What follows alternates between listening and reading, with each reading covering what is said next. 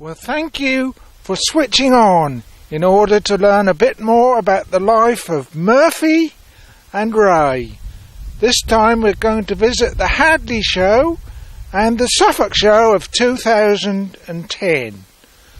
With the help of Paul, our able cameraman, we'll meet some interesting people from different walks of life. We'll also learn more about this wonderful world where God gives us so many things to enjoy.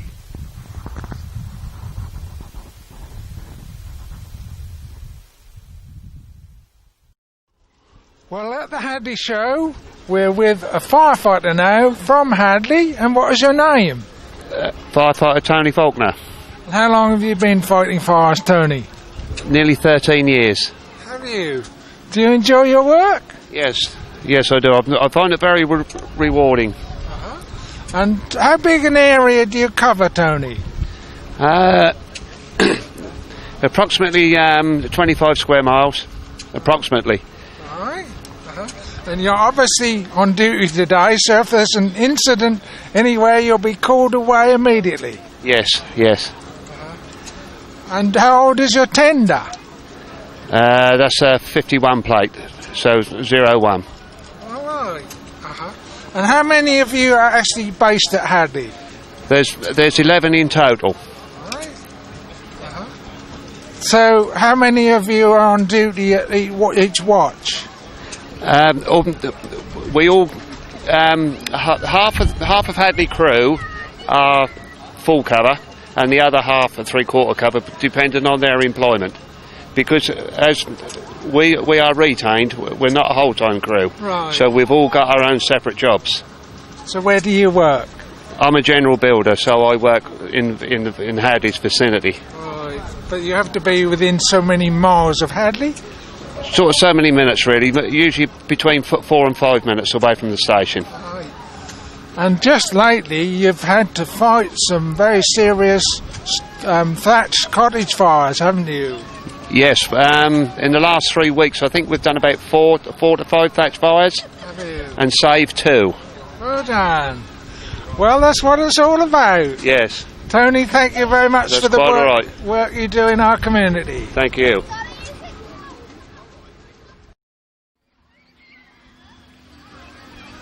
Well, at the Hadleigh Show, it's lovely again to see a lovely show of vintage tractors. I'm with 2 exhibitors now. And what is your name, sir? Santa Lion. Where do you come from, Santa? Oldham Road, Hadleigh. And how many vintage tractors do you have? I've only got 1 now. I used to have 3. Right, and this is your TE20? Yeah. Is it a diesel or a paraffin? Paraffin, yeah. Right. And when was she built? 1956. So it was rebuilt in 2002. Took 18 months to do. And that's the end of the... And you've got a colleague here. What's your name? Dan Goodchild. And how long have you been interested, Dan, in vintage tractors? Forever, really, since I was sort of quite young. My grandfather always collected them. He had a fair old collection of tractors and stationary engines. And you have a lovely Field Marshal, and did you say it was built in 1949? 1947. 1947? Yeah. And how many of these were built? Any idea? Just over a couple of thousand of this model. This was the 4th from last of this model to be made, actually. Yeah. Now, weren't a lot of them used for thrashing corn, driving machinery? That was the main use for them, as a stationary power unit, yes. Driving thrashing drums and saw benches, one thing or another, and they were well capable of ploughing as well. Sort of heavy cultivation. Well, we'll look forward to seeing you go around the ring today, and thank you very much for your help. Okay, no trouble at all.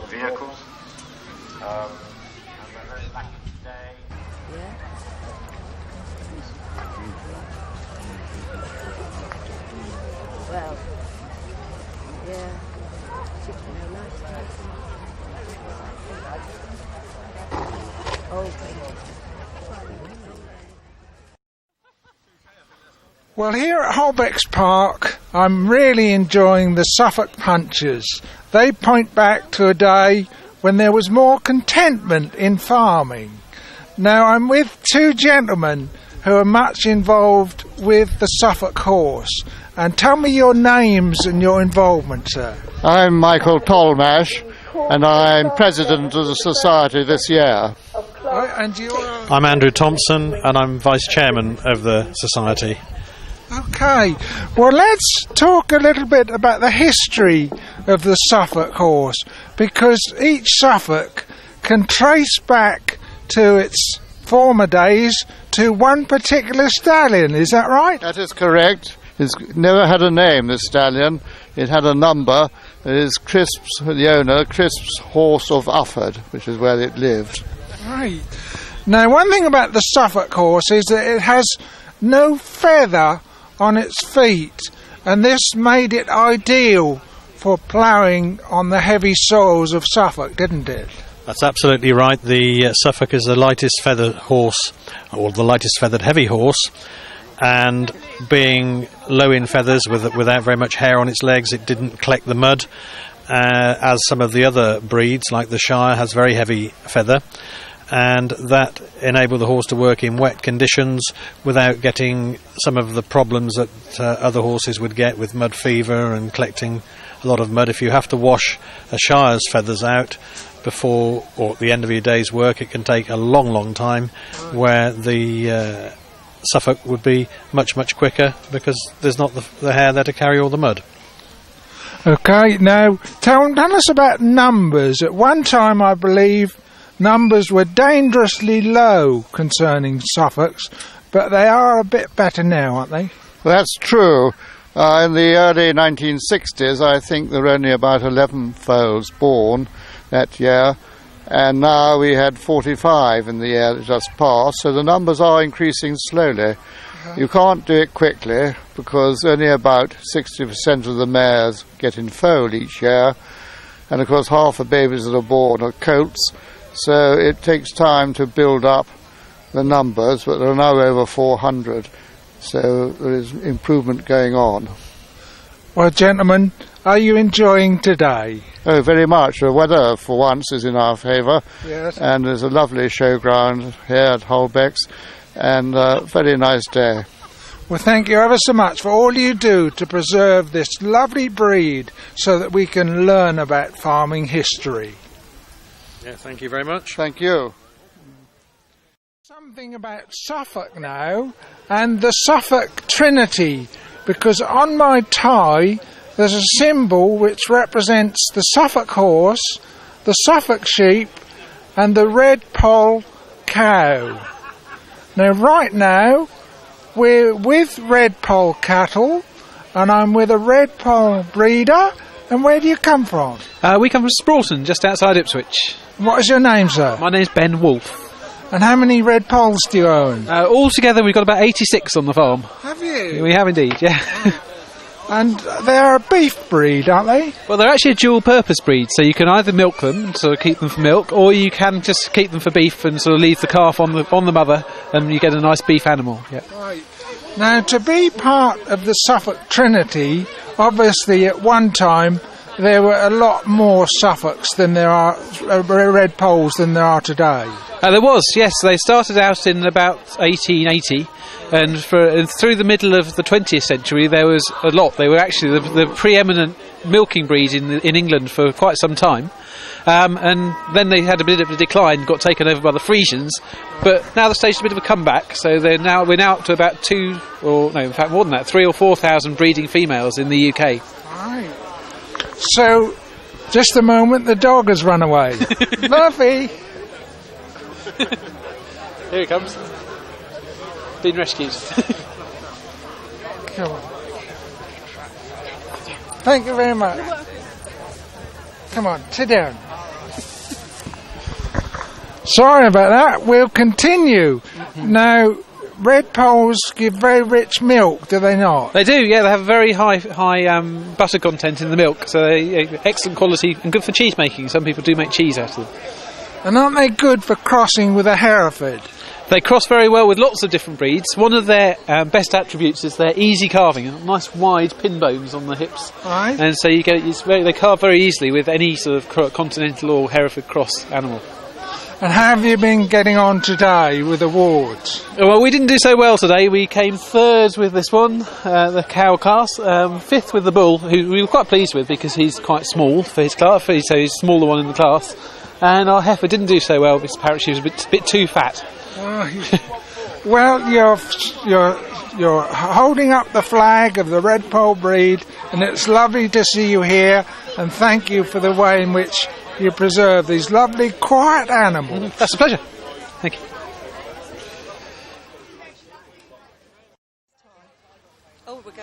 Well, at the show, it's lovely to see some Hereford cattle, because Herefords are my favourite breed. I'm with a breeder and an exhibitor today. What's your name, ma'am? My name's Katie Monday. I'm from John Little Farmers, and we've got the herd of Raiden-polled Herefords. How long have you been breeding Herefords in the family? Oh, my father started 40 years ago. And I'm the next generation, and my daughter's here with us today, and she's the next generation. Right. Now, one thing about the Hereford breed is that it's very quiet, isn't it? Oh, they're lovely and docile. They're beautiful to work with, very easy-natured. And isn't it nice that with the Hereford you do get a little bit of fat, and of course you need the fat to get the flavour, don't you? Oh, absolutely. And we firmly believe in rearing ours in a very traditional way. So they're out to grass, and it means that the meat matures in a very tender way. And so actually they're not tough. Anything that's produced and sent to slaughter within a very short space of time, say within sort of 18 months, actually is going to be quite tough. To get the flavour, you need to mature them for a long time and feed them on grass. And so you get the flavour, you get the succulence, and of course, as you say, you get the fat in there, which makes them very, very tender. Beautiful, beautiful flavour. Very good. And as far as today is concerned, how have you been getting on with awards? Well, absolutely thrilled. We got first and third in the female heifer class. She then went on to become the female champion, and she then went on to become the grand breed champion. So we're absolutely thrilled, and we're just waiting now to go in for the interbreed championship, where she'll be up against all the other native breeds from the UK. Very good. And just to end, tell me about your lovely spaniels. Oh, well, when we come as a family. So there's my father, there's our cousin, there's my daughter, my husband, boyfriend, and the dogs come with us as well. And the dogs come everywhere with us. So Bertie's very old and Tallulah's very young. So we've got a mix of the both. So you've got 3 generations, including the dogs. Well, you've really helped me to enjoy the Hadleigh show today. I'm very glad. Thank you very much for all your involvement. Oh, thank you. Thank you. Well, right now, we're enjoying some donkeys and some dogs barking too. But hopefully they'll soon calm down. But tell me, ma'am, where do you come from with your donkeys? We're from Nacton village, which is between Ipswich and Felixstowe. And we've been coming to the show, must be about 30 years, because we've had donkeys for that long. And I've always showed them here because it's such a nice show. It's a nice, friendly show. It is indeed. And do you ever drive your donkeys? No, I did try with my first donkey and she quite liked it, but she didn't have any brakes, so I didn't carry on. No. But they're very nice with children, donkeys are. Yes. And they're good at giving rides. Yes, indeed. And in the winter time, do they eat much hay? Yes, you have to give them some food during the winter because the grass is not good and, in fact, disappears. And so they have hay and barley straw to eat. And they're quite happy until the spring comes and then they want to go out on the field. Right. Now you have a second prize here with one of them. What class was that? This one got a third prize. So this one got a third. What class were they? That's Candy. That's this one's daughter. And she got that in the best condition and turnout class, which was rather nice. And then Dolly, her mother, went in the mare's class and she got a third. So I'm very pleased with them. And how many donkeys are at the show today? Well, there must be quite a few. It's nice because we want them to keep the classes going. And with the travelling being expensive, you know, you do wonder if people will keep it up, but touch wood they are. And just to end, tell me about the phrase donkey's years old. Oh yes, well I can actually tell you that because my last donkey, Smokey, had to be put down last year, and he was actually 32. So yes, and he was still doing everything until almost the end, and he got arthritis in his legs, and he couldn't get up one morning, but he was fine. He had his breakfast and lots of mints, and then he went to sleep. So I do miss him though. And my first donkey was 25. Yes. So well, you're welcome. Thank you for sharing this wonderful part of God's creation. Yes, thank you. Good luck with your film.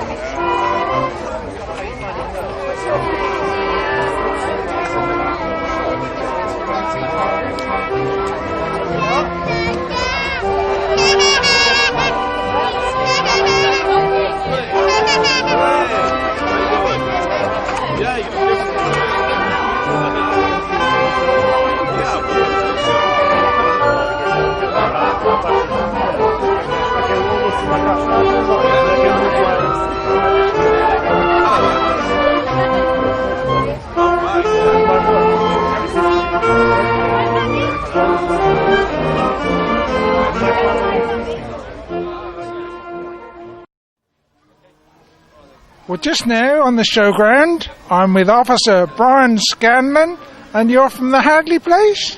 Yeah, I'm Sergeant Brian Scanlon, and basically I'm in charge of the Safer Neighbourhood team for Baber East, which covers everywhere down from Shotley down to Capel, Hadleigh, and all that surrounding area. It's about 25,000 people in the area.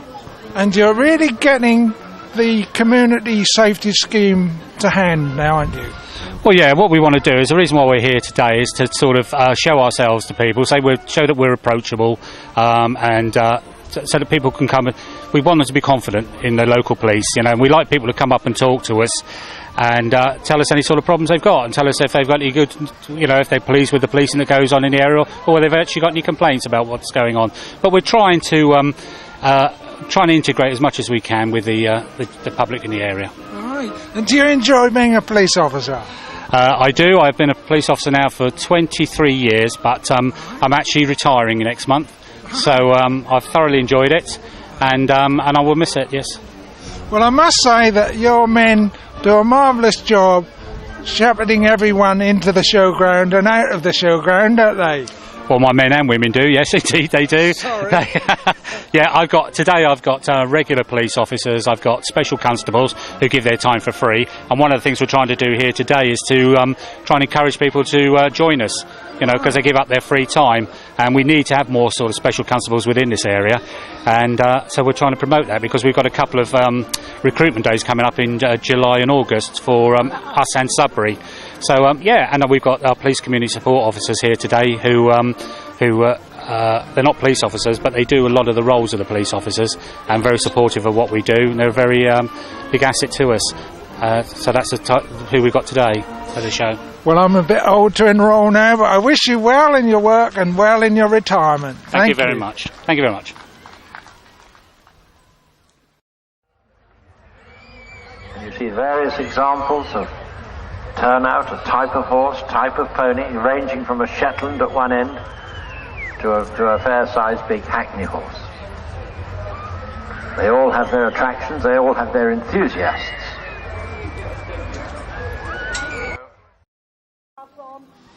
Well, at the Hadleigh show, I've just enjoyed a lovely coffee at the stand representing Hadleigh Baptist Church. I'm with Pastor Greg Frost from the church. Now, Greg, are you full-time or part-time minister? I'm a full-time minister at the Baptist Church now. And it's an agricultural show. Do you have any agricultural blood in you? Oh, I have a lot of agricultural blood in me. I was brought up on a family farm I was the third generation, and really from my first days of this life, I was out on the family farm with the livestock and out into the fields, into the arable fields, and that was something of my life from day one. Right. Now, what do you enjoy most about being a minister, Greg? The most that I enjoy, or the best thing that I enjoy, is telling people and introducing people to Jesus Christ. There is no greater thrill, no greater joy, no greater privilege for me to speak about anyone else other than Jesus Christ. Right. Because he is the Saviour. He is the Saviour. He is my Saviour. There was a time in my life when I was working on the farm where farming was all of my life. But when I was nearly 17 years of age, I became a follower of Jesus Christ. He became my Lord, my Saviour, and because of his death upon the cross, I knew that he was the only one that could forgive me from my sins, all of my wrongdoing. And I asked him to do that, and he did. It was a wonderful thing, and he's forgiven me. And because of that, my whole life has changed. And the Bible is precious to you, because I know you enjoy preaching from it twice each Sunday. I speak from the teaching of the Bible at least twice a Sunday. It's a great joy for me to do that. The Bible, I believe, is God's Word from cover to cover, from the book of Genesis right to the very end, the book of Revelation. It's a thrilling book. It's got many, many wonderful stories, but the greatest story of all is God's love for us, and that is seen in Jesus Christ, his precious Son. And you have a music group over there in the background singing away, and haven't we got something to sing about, Greg? Oh, we certainly have. The Bible teaches us that we should bless the Lord at all times, and that his praise should be forever upon our lips. And it's a natural expression of all Christian people, men and women who love Jesus, to sing, to speak out about him. And it's a wonderful joy to have a group of musicians that you can see maybe and listen to in the background there, who are a great asset to us as a church. Greg, it's been great to talk to you, and may God bless you abundantly in this lovely little town. Thank you so much. It's a wonderful privilege to be part of Hadleigh and its community, and to be part of that week in and week out. But the greatest joy is sharing Jesus, introducing Jesus to the thousands in this community, because he is good news. Bless you, Greg. Thank you very much. The home and the saddle red to match the clothes. Well, I'm with Jenny on the showground with some lovely alpacas. Now, these animals are becoming quite popular now, aren't they, Jenny? They are. They're so easy to keep and so soft and lovely that, yes, very popular. Right. They're easier than sheep. They're not a bit more intelligent. What were they originally crossed with? No, they're original animals. They're part of the camelid family. So members of the llamas are the same group. And they come from Peru originally. From where? Peru, South Africa. Right. America even, sorry. And they're fairly easy to handle. They are. You need to know what you're doing, and as long as you're not frightened of them, they are fine. You just have to hold them, and yes, all the muscles are in their long neck. If you hold their neck, they can't get very far. And how long does it take them to mature? Well, they are pregnant for 11 and a half months, give or take a month. Usually born on a sunny day. And then you can make them from about 2.5 years old. Right. And they live for about 15, 20 years. So, yes. Right. Yes. And how many do you keep, Jenny? I've got 11 at the moment. I haven't got a lot of land. We prefer to have them smaller, friendlier group of animals. So, yes. And how many acres do you farm? 20. Right. So, where do you come from? Lindsay. Right. So not too far away. So, and so you show these in various parts of the county? We come to the Hadleigh Show because it's close to us, and do several other local shows, yes. And you've got various woolens on sale today? We shear once a year, and then we send it off and have it made into balls of wool, and then all my friends and family knit for me. And then we sell it as the garments. So is it a hobby or a livelihood? It's a bit of both. Right. Bit of both, yes. Well, it's been very nice to meet you, Jenny. And you. Thank you for coming to the show. No problem. Thank you.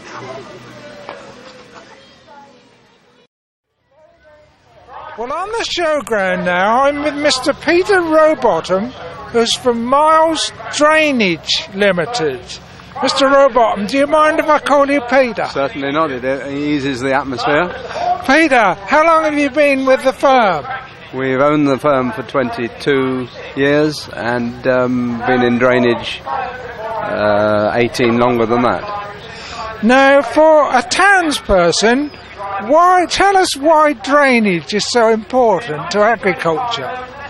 Drainage is essential for agriculture on all heavy land farms. It was started by the Romans, laying drains quite close, and we still dig up a lot of old drainage, particularly installed over the last 150 years, and a modern drainage scheme should last even longer because it's more scientific and laid to better specifications. Well, that's good to end, Peter, on an optimistic note. Thank you for sharing with us today. Thank you very much. Right, one of the big boys that was built at Dagenham, you can now see just passing the front of the grandstand, or well past, guy with the luminous jacket. This one owned by our friend Mr. Harvey, sometimes to be seen on an Alice Chalmers B, but we won't go there. Not a girly tractor, as he says, no. Fordson, Mans, and fortunately, those clever guys who sit around and play with tractors and come out with good developments are going to help us produce a lot more food, we hope, from much smaller areas, more efficiently and cheaply. What you're seeing now are the 40s, 50s and 60s developments that actually help speed that up. Probably if we hadn't have had a couple of wars, that development might have been an awful lot slower. Right, we'll let these guys go around once more. I'm going to sign off because you're going to get fed up with hearing me jabber. I could be out here all day and still not shut up. Give them a round of applause, folks, because it's hard work for these guys who bring these along. Very expensive. An expensive little hobby now, actually. Thank you. It's lovely. They can't hear you, but they can see your hands moving, and they appreciate that. You can go along and buy a tractor at various sales and spend a lot. Well, at the show, I met a senior steward, a head steward, Mr. George Harris, and you've been helping the show along by filling in with interviews on the loudspeakers throughout the day. Do you enjoy doing that, George? I love it, Ray. Yeah, I really do. I've had a good day today. We've interviewed, must have been 30-odd people. Have you? Yes, we have, and we've had some good chats, and we've told people about the show, and lots of people have come back to me and said how much they enjoy hearing about what's going on at the show. That's lovely. Now, you're a farmer, George. Tell us what sort of a spring it's been for you. Well, I think probably it's been one of the most extraordinary springs I could ever remember, and I'm only young. I mean, I'm only 52, Ray. It's been a very cold spring, and the... we had a wet winter, didn't we? And a very wet winter, and it was wet, and now it's as dry as chips, and we desperately need a rain. Yeah. Very cold, though. Well, you're enjoying the show, and I'm sure that you really do enjoy it. I absolutely love it, Ray. This is probably about my 35th year of being a steward here at the show. My father is still stewarding here. He's stewarding here today, aged 81. He's done well over 50 years, He's probably done 53 or 4 years. And my son is stewarding here as well. So for his sort of 4th or 5th year, he's 28. And so between us, we're all stewarding here today and we're loving it. Excellent. Now let's talk a little bit about the history of the show, because I understand that years ago, young horses had to be kept in trim, and they would do a lot of ploughing on fallow land. So, of course, shows were made up nearly of all horses, weren't they?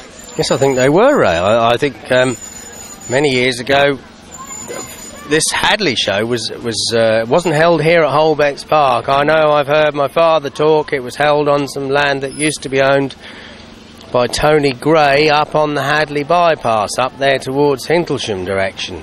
But as to being solely horses, I'm not sure, but of course horses would have been a big part of it because they didn't have tractors, did they? And just to end, George, tell me where you're stewarding today. I'm a roving reporter, Ray. You know, I walk around and I talk to people, and I've interviewed people, and I've been telling the public over the tannoy system what's going on about the cattle and the judging, and about the main event attractions, and about where the flower tent is, and all sort of directing people in all directions. And hopefully they've enjoyed going around the show and having a look, and maybe if I've told them where something was, that's been good, hasn't it? Well, it's lovely to see a smile on so many people's faces, George, and thank you for all that you've done to see that that is the case. Well, it certainly has been a lovely day. We've been lucky. We've had some lovely, lovely weather. I mean, I know it's dry and I really would like it to be raining, but not on the show. No, I wouldn't. You know, it would spoil a lot of people's fun, wouldn't it? So, great to meet you, Ray, and I'm hoping you're enjoying the day as well. Bless you, George. Thank you, Ray. Cheerio. Well, at the May show, it's a very interesting time, and although many people are moving away now because it's past 5 o'clock, I've met one of the head veterinary surgeons from the Hadleigh practice. Now, is that the Highcliffe Veterinary Service? That's right, yes, Highcliffe Veterinary Practice, yeah. We're in Hadleigh, Ipswich and Brantham. Oh. But obviously, well, I'm in the Hadleigh one, where we do half of, it's the surgery where we do half of our farm work and horse work. And I'm here today to sort of help out in case there are any problems with the animals at the show. Well, you may be interested to know that I started farming in the late 60s, and we had one of your retired vets, Mr. Paul Ryde, come out and do a cesarean on a sow that my brother and I had foolishly bought cheaply. Right, yeah, well, that was a pretty tricky operation. Yeah. You know, it's not easy to get to grips with a sow and do an operation like that. No. So that's interesting. Yes, I worked with Paul for about 15 years, I should think, before he retired. And you haven't told me your name yet. Barry Hitchcock. Now, Mr. Hitchcock, do you enjoy being a veterinary surgeon? Yes, thoroughly enjoy it. Usually go home, you know, at the end of every day having done some quite interesting things and hopefully help people. And, yeah, it's a very, you know, enjoyable job. Just putting my foot on the dog's lead so he doesn't run away. Now, today you were stewarding with which stand was it, where you said an eagle went missing?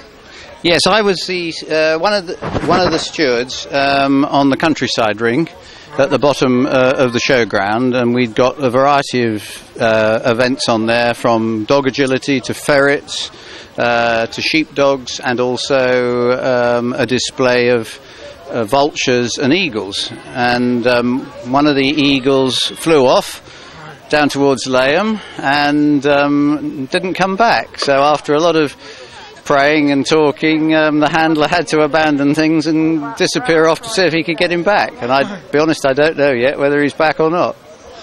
But hasn't it been a great day today? It has. We've been very lucky. The sun came out at the right moment, and I think that's brought a really big crowd. And everybody, I think, has enjoyed themselves. It's kept dry, and I don't think we could have asked for anything more, really. Mr. Hitchcock, thank you for helping me, and thank you for all the work you do in our community. Good, lovely. It was nice to talk to you. Thanks a lot. Well, it's towards the end of the show now, but we've had a great day here, and I've just had a coffee with David Card, who's with NFU Mutual, based at Lavenham, aren't you, David? That's right. We've been there for 15 years or so. Have you? Yes. And how long have you been involved with insurance? Well, from 15 years ago when I took on the agency with the NFU Mutual at Lavenham, and every year we come here to the Hadleigh Show and provide our farmers with teas and coffees and sometimes a glass of wine. Very good. Well, that's a lovely service that you have for your customers. Now, before you were involved in insurance, you were flying Victors, weren't you? Well, I was navigating them for Her Majesty the Queen in different parts of the world, yes. How many gallons of fuel did these refillers carry? We used to carry about 90,000 pounds weight of fuel, which was probably equivalent to about 25 tonnes. And the Victors are not used today, are they? No, the victors like me have got very old, and you will find one in the museums, but I've not quite yet got to being a museum piece either. And how many crew did they have? There was 5. We had 2 pilots, 2 navigators, and electronics man. Well, back to the show. What have you most enjoyed about today, David? Well, today we basically have met a lot of our clients. We can sort of see what's going on with the horses and the other bits and pieces. But it's a time for meeting people, having fun, and just saying, how have you been doing in the last year? And of course, agriculture has had quite a difficult time with low prices, high fuel inputs, high fertilisers, and lots of regulations. And I think all we've got to look forward to is probably more regulations. Right. Okay, David. Well, although we've ended perhaps on a pessimistic note, we've much to look forward to nonetheless, haven't we? Indeed we have, and shows like this, meeting people, puts the smile on your face, and for the rest of the year we'll be growing the food, dealing with all the insurance and the other issues that come off and out of that, and then we can provide the country with the food that it needs. David, thanks for talking to us, and have a nice rest tomorrow. No, we've got a 70th birthday to go to tomorrow. Okay then. Okay. Right. We'll have a break now before we go on to interviews at the Suffolk Show, and we'll have one of my poems from some of my writings, and we'll listen to this poem at Charles Hall, Rinkshaw, right near to their lovely pond, in a beautiful setting, and this is the home where I was brought up.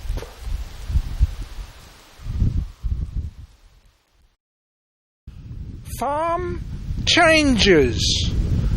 On farms today, how changed the scene compared to days gone by.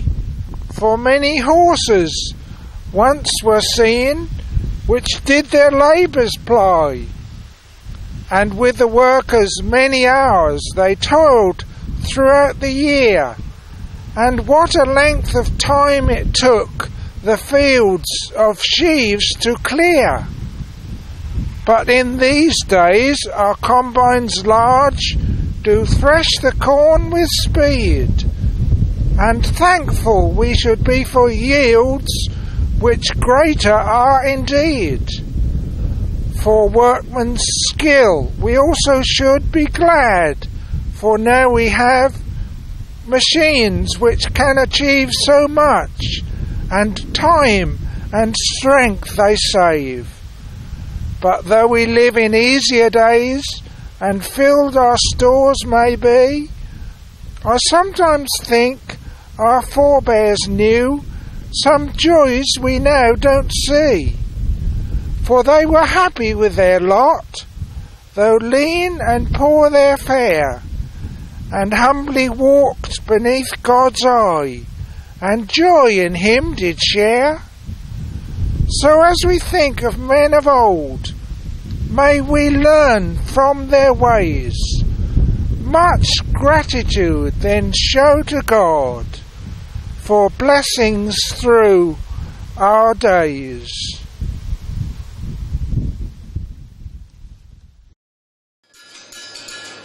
Well, at the Suffolk Showground now, I'm not sure whether I'm with blacksmiths or farriers, but this gentleman will tell me.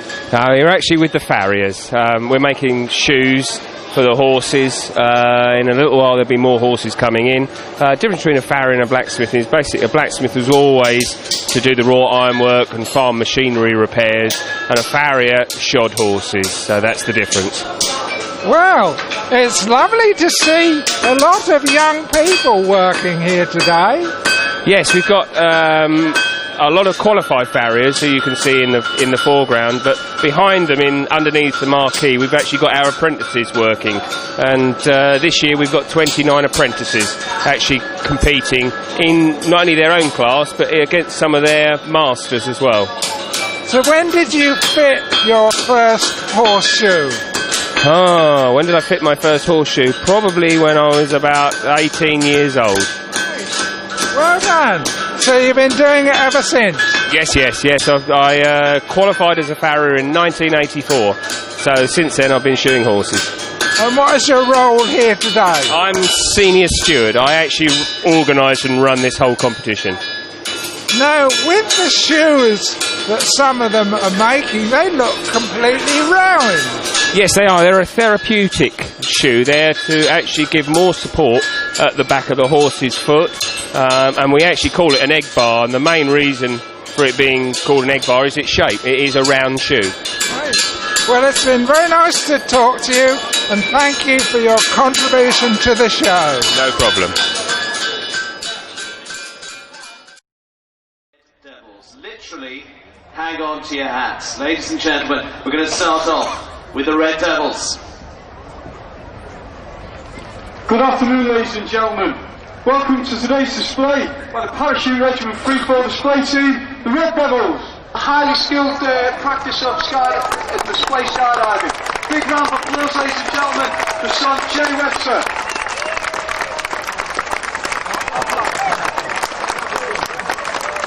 Okay, ladies and gentlemen, second person to enter the arena today should be Corporal Daz Smith, and just on time there, he's just deployed the Union flag.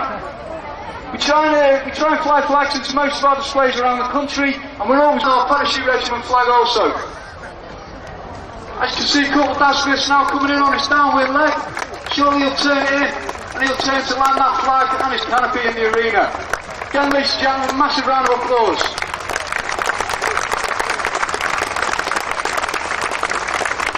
Corporal Daz Smith with the Union flag. Okay, as you can see, slightly higher, still up in the air, quite a way up. You can see the canopy formation today, displays, and indeed on some displays abroad. Carry out displays towards the end of the year in America, and obviously military displays all up down the country. Okay, that's Lance Corporal Danny Kelly, that's Lance Corporal Jimmy Peace with the flag, and Lance Corporal Ross Foster. And last but not least, Lance Corporal Steve Handlish, as you can see there, with the slightly different helmets on. Now, Sergeant Major will now bring them to attention and take the salute. Big round of applause, ladies and gentlemen.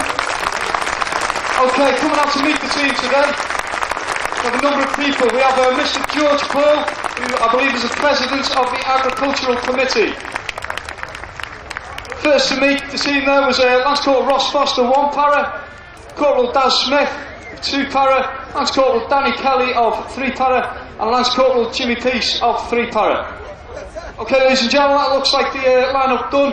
All that's left now is to put your hands together, show your appreciation. Big round of applause for the Parachute Regiment Freefall Display Team, the Red Devils.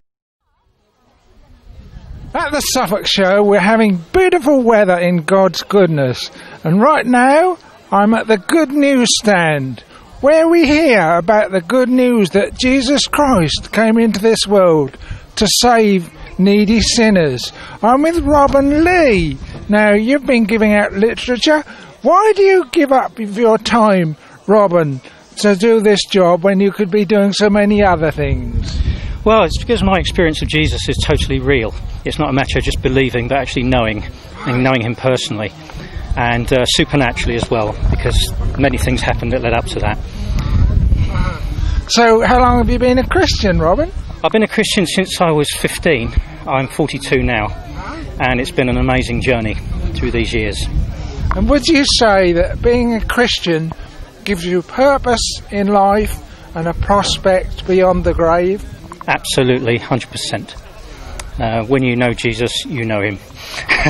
So when you wake up each day, what sort of thoughts go through your mind?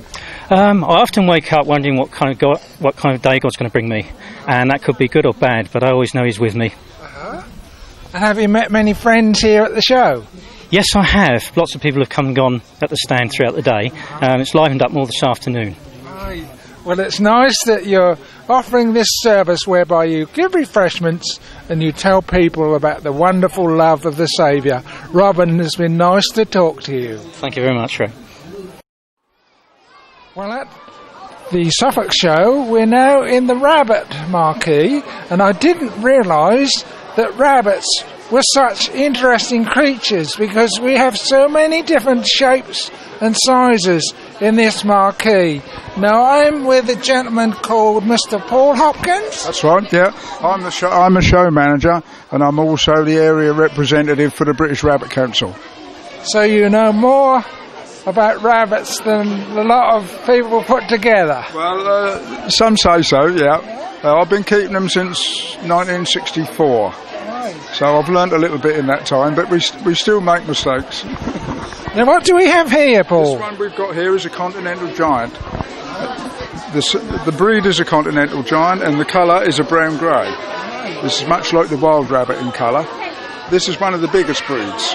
This one weighs about 21 pounds. Does it? Yeah. Yeah, but they're very docile, but they're like big dogs, they're not long-lived. Now, are they naturally very quiet, or is it because this one has been handled a lot that it's quiet? As a breed, they are generally very docile and quiet, but they are got out of their cage regularly and groomed, and they do get used to sitting on a table and being mauled about. Right. As you'll see as you go around later on, what we have our touch and feel table, where people can come and stroke and get up close with the...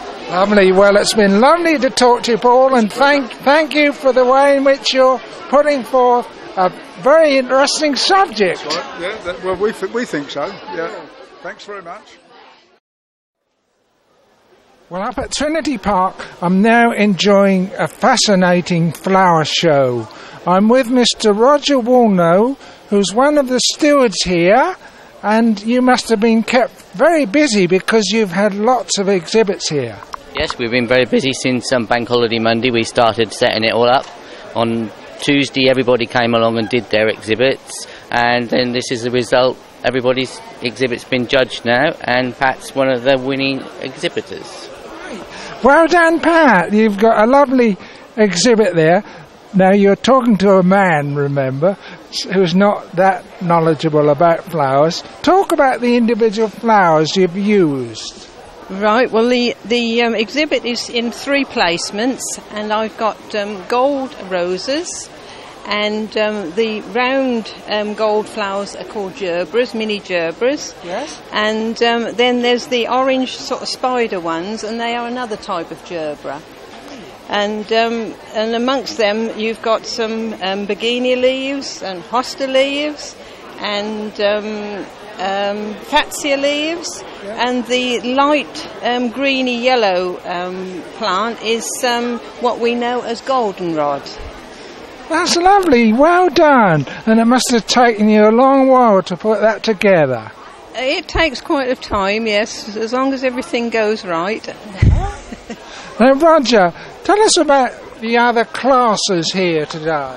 Yeah, so the overall theme of the show is aspects of music, and so we've got this section is the string section, and then we've got this one is all to do with great pieces of work, like we've got shows there, Les Miserables, Phantom of the Opera, things like that, and then we've got the country and western down the other end, yes. And we've got the piano concerto, that's right, and what else have we got? Twist and Shout, yes, and Rhapsody in Blue, and what else? Melodies of the Past. So all things based on different aspects of music, really. Even Enigma Variations, which is... Lovely. Now, just to end, let's go back years and years ago when the show was first held. Now, I don't suppose there's a flower show then, was there? In the old days, I don't really know. Not up to this sort of thing, would it be quite a lot smaller and not like this? No. I think they would have been more like flowers exhibited, like 5 chrysanthemums and things like that, and not flower arranging quite as much as this. But I think this has been going, 50 years probably. Yes, I think we've had flower arranging 50, don't you? Yeah, I can go back 22 years when I started exhibiting.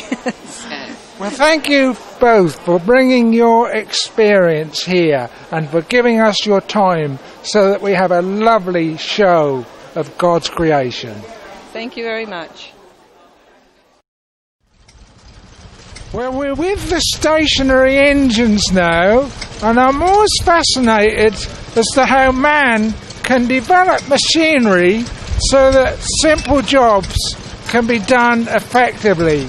I'm with an exhibitor of a stationary engine, and what's your name? My name's Richard Sad. Richard, where do you come from? I come from Rockington area near Norwich in Norfolk. Right. And you own this engine. What particular model is it? It's a Ruston Hornsby OK series, 3.5 horsepower petrol paraffin. And were they built, do you think, mainly for agricultural use? There was a lot in agricultural use, but this particular one was used in clay mill up till 14 years ago to pump water, I believe. Now you've done a lovely job of restoring this engine. How long did it take you? It took about 6 to 8 months. I finished it somewhere around about Christmas time, so I just started rallying this year with it. And it's running beautifully, isn't it? Yes, that's running quite nicely at the moment, yes. How many horsepower engine? It's a 3.5 horsepower. So, how long would it take to use a gallon of petrol? Well, it actually runs on paraffin once it starts on petrol, but actually runs on paraffin once it's running. And at idle as it is, I would say it would probably, all day at a rally, it'd probably get through most of a gallon, I would say. But probably when it was used hard and underloaded, it would probably burn through a lot faster than that, I would say. I don't really know the answer to that question, but just a guess. And are you involved in mechanical work yourself? I am involved in the automotive trade. Yeah, I work for Lucas Engineering as a technician, yes. Yeah. And this is a lovely hobby, isn't it? Certainly is, yeah. Wonderful hobby, yeah. Thank you so much for sharing a few moments with us. Welcome, yes, you're very welcome. Very much. Well, at the Suffolk Showground, I now have the privilege of being with a gentleman who knows more about the ins and outs of the Suffolk Show than many of us put together. Because, David Barker, you were director in which year? 1994 through to 1997. I did 4 years, actually, so I know a little bit about putting on a show, and I've been a senior steward all those years since. And where have you been stewarding today, David? We have a responsibility for the press. I look after the wildlife area, the conservation area, and generally trying to be useful, answering people's queries, showing them where places are, and you know, helping to make it a really enjoyable day out for the crowds who come. Well, certainly the crowds have been here today, and didn't you say that some of the car parks have had more cars than ever they've had before? Yes, the Vauxhall car park, I'm told, has had more cars in it today than we've ever parked there before. The Acton car park isn't quite so full, but there's been a big crowd here today. I know, with the experience of 30 years of stewarding, you can walk round here and you can tell what size crowd there is, and there is a good crowd here today. We would certainly, I imagine, be in line for 90,000 people minimum over the 2 days. Excellent. Now, what do you think it is, David, that brings people back here year after year? Because we have a lot of people visiting us who come from towns, don't we? Yes, we do. And I think people live in towns, it's a wonderful opportunity to see what happens in the countryside. We have a lot of exhibits which are here every year. Livestock is absolutely fantastic, and you can never see enough of the livestock. In fact, you have difficulty in seeing the whole show over 2 days, let alone one. And we have agricultural machinery, but it's a huge shopping experience as well. I mean, there is so much going on, and you know, there's the wildlife area, the sports zone, the cooking area, the food hall. There is just so much to see and so much to absorb, and a great experience for everyone. Well, David, it's been nice to talk to you for a few moments, and thank you for all that you do behind the scenes. You told me you'd been delivering a lot of straw bales for the horses. Yes. Yeah, we had a couple of days up here. A friend of mine provides the straw, and we had a little bit of time putting it into pens and dropping it into horse boxes and things. And yeah, it's just important. It's why the show is such a great success. There's a huge volunteer output. There's over 400 stewards and a lot of people who give a lot of time to make it the successful show it is. And just to end, David, tell us how your farm's looking at the moment. We're lucky to be farming heavy land. The wheat crop actually does look well. It was desperately short of rain, but it had a good rain this last weekend, and yes, the crop actually, the farm does look well, and not only that, we've got the most amazing wildlife on our farm. We won this national award last year, the Silver Lapwing Award, which is the most prestigious award you could ever win. And the farm is not only looking well from an agricultural point of view, it's fantastic for the wildlife. Nice to end on that bright note, David. Thank you very much.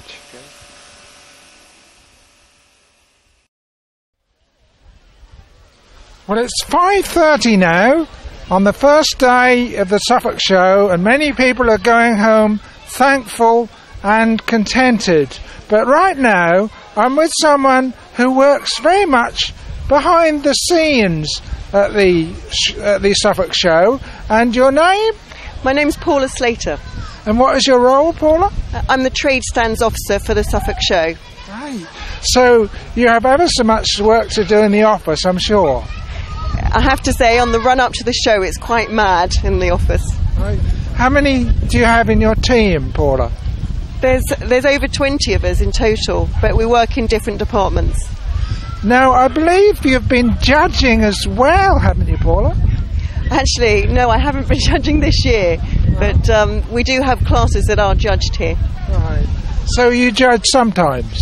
Yes, I do. I'm a heavy horse judge, a Suffolk horse judge. And is it nice being a member of the team of the Suffolk Agricultural Association? It's fantastic. We have a great team, and it's a good fun in the office with lots of lovely people. Right. And what have you most enjoyed about today? The sunshine. So thankful for the sunshine. And do you live on a farm, Paula? Yes, I do. I live on a farm and I have horses and lots of animals. Right.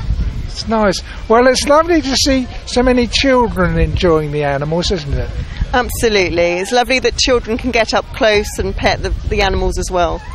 And I guess that already you're making plans for the 2011 Suffolk Show?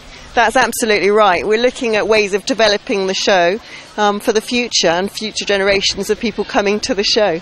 Right. Well, it's been nice to talk to you and good to be able to appreciate all that you're doing to help so many. Brilliant. Well, thank you very much. Thank you. Well, we're almost at the end of this DVD now. But thank you for your company as we've enjoyed these shows. Murphy's getting older now, so we don't know if we'll produce any more films like this. But watch this space, just in case. Let's conclude with a verse from God's wonderful word and a testimony. This is from Psalm 40. I waited patiently for the Lord, and he inclined unto me and heard my cry. He brought me up also out of an horrible pit, out of the miry clay, and set my feet upon a rock, and established my goings. And he hath put a new song in my mouth, even praise unto our God. Many shall see it and fear, and shall trust in the Lord. Blessed is that man that maketh the Lord his trust. Well, as we sign off, may we all know that blessedness that can make us truly happy. Bye-bye for now.